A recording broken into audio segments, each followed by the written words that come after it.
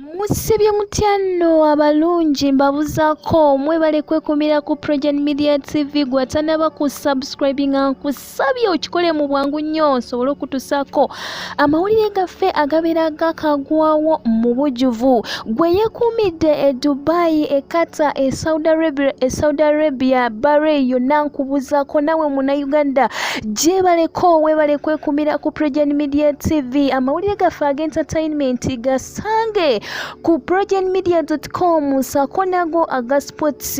Yate police eluzira evuddeyo netegeeza nti teyaliko era tebimanyiiko ebyokulabika nti omubaka Ssegirinya Muhammad yatulugunyizibwa ng'aviira ddala mu kkomera eyo. Omukulu amanyikiddwa nga Frank Baine avuddeyo n'ategeeza nti talowooza nti ekigere ekiruma Ssegirinya Muhammad bamutulugunya oba balina kye baamukola, wabula ye agambye nti obwo bulwadde ate era abasawo bagenda mu maaso nga babwekenneenya. Kitegeezebwa ekyo kitegeeza nti yoyo nga poliisi evuddeyo neyeegaana negamba nedda ffe tetutulugunyangako omubaka amanyikiddwa nga Ssegirinya Muhammad, wabula obwo bulwadde bwe mulwadde bulwazi, ffe tetusobola kulabika nti tubaako engeri gye tumukolako akabikona. Bannange munajjukira nti emabegakaawo omukulu Ssegirinya Muhammad yali mu kkomera ng'apookya n'okumuggyawo okumutwala e Mulago lwali lutalo ng'abakulu bano bagamba nti Ssegirinya si mulwadde nnyo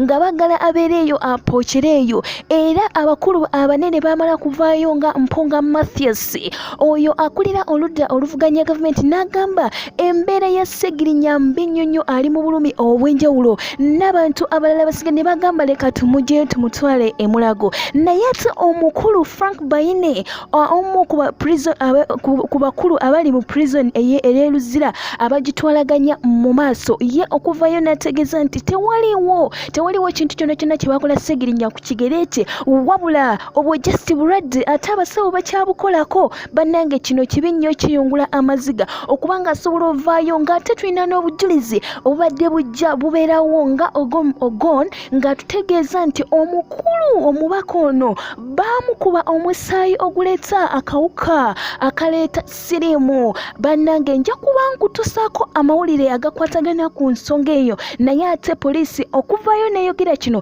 kyewuunyisa. Naawe ekyo ekibuuzo nkikulekedde, olowooza lwaki avaayo n'ayogera ekintu kifaanaganako bwe kityo mu kiseera kino kyennyini omubaka wa paliamenti walwalidde ebbanga eryo lyonna. Nja kuba nkutusaako amawulire agakwata ku nsonga eno yennyini. Nkusabye tovaawo tonyiga ppesa lyo, kaŋŋende nnyo ku twendo tw'amazzi nzije ssaawa eno yennyini.